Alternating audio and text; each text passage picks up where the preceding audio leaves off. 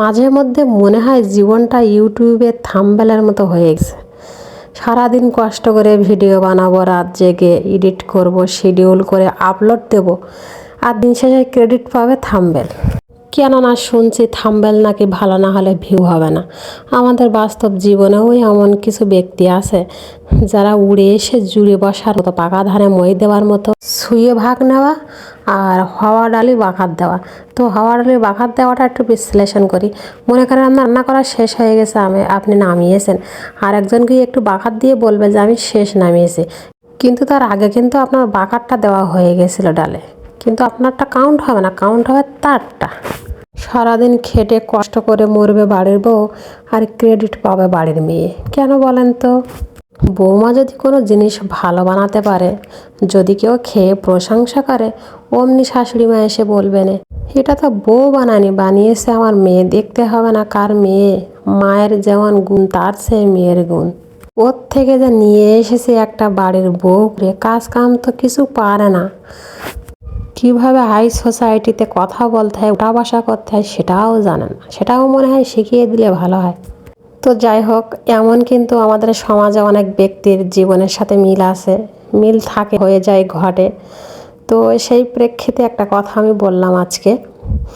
আর আমার যারা সাবস্ক্রাইবার বন্ধু বা আমার থেকে বড় আছেন আপুরা, বা হয়তো আমার থেকে ছোট বা আমার থেকে বয়স্ক আছেন যারা, তো আমি আসলে আপনাদের সম্পর্কে কোনো কিছু এই পর্যন্ত বলিনি, বা অনেকে শুনছি যে প্রথমে সালাম দেয় আর অন্য কিছু বলে, বা আপনাদের উদ্দেশ্য কিছু করে বলে। তো আমার আসলে এইভাবে কখনো বলা হয়ে ওঠেনি। তো ভাবছি মানে আমার যারা সাবস্ক্রাইবার মানে বন্ধু আছেন, বা মা বয়সী বলেন, বোন বয়সী, সবাই যে যেখান থেকে বসে আমার ভিডিও দেখছেন, আশা করি সবাই অনেক ভালো আছেন, সুস্থ আছেন। আমি কামনা করি সবসময় সব মানুষ সব জায়গায় ভালো থাকুক, আল্লাহ সবাইকে সবসময় সুস্থ রাখুক। কারণ আমি একটা জিনিস হিসাব করে জীবনে চলি, যে আমি কারোর ভালো করতে না পারলেও আমার দ্বারাই যেন কখনো কারোর খারাপটা না হয়। আল্লাহ যেন আমাকে এমনভাবেই মৃত্যুটা করে যেন আমি সারা জীবন অন্যের উপকারটা না পারলেও যেন কখনো কারোর অপকারে না যায়। তিনি যেন আমাকে এইটা থেকে একটু বাঁচিয়ে রাখে। আর আমি তো সব সময় চেষ্টা করি। আর আমি কিন্তু সারাদিনে আমার বাড়িতে থাকি, বলতে পারেন গ্রামে কোথাও বের হয় না। মানে মানুষ যে একটু গল্প করতেও বের হয়, কারোর ধারে যায় দিন শেষে বা সারাদিন পরে, কিন্তু আমি কোথাও যাই না।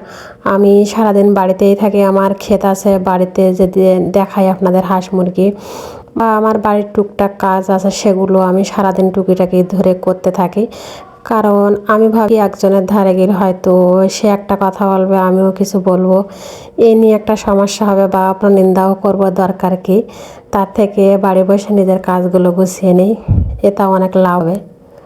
কারণ মরতে তো একদিন সবাইকেই হবে। আর আমার সব কিছুই সেদিন সাক্ষ্য দেবে আল্লাহর কাছে। আমি নিজে মুখ দিয়ে না বললেও আমার হাত পা চোখ, মানে আমি কি করেছি না করেছি সেগুলো কিন্তু সবই দেবে।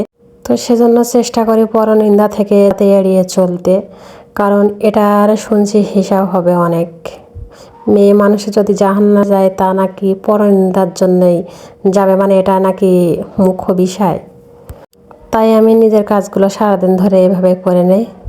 তো দেখতে পাচ্ছেন যে আমি ঘরগুলো একটু মুছে নিচ্ছি, কারণ আমার বাড়িতে এই কয়েকদিন মেহমান ছিল। তো সেভাবে আমি সময়ও পাইনি যে ঘর বাড়িগুলো একটু মুছে নেব।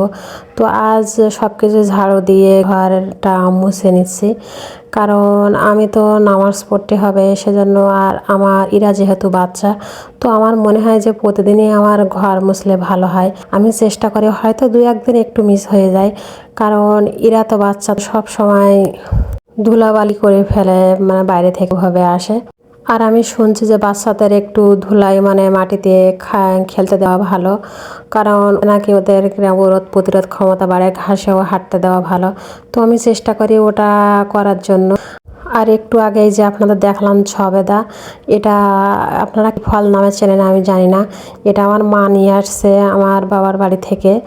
আর আমাদের কিন্তু আমি সব সময় টুকটাক কম বেশি গাছ লাগাই, কিন্তু আসলে আমাদের বাড়িতে আমি কখন টক ফল হতে দেখিনি। মানে আমার শ্বশুর বাড়িতে কুল গাছ লাগালেও কিন্তু হয় না, আমরা লাগালেও হয় না, মানে কোনো না কোনোভাবে নষ্ট হয়ে যাবে, সেটা ঝড়ে পড়ে যাবে অথবা পোকায় নষ্ট হয়ে যাবে, মানে এরকম হবে, কিছুতেই সেটা হয় না। শুধু কিন্তু আম কাঁঠাল এগুলো কিন্তু প্রচুর পরিমাণে হয় আমার এখানে।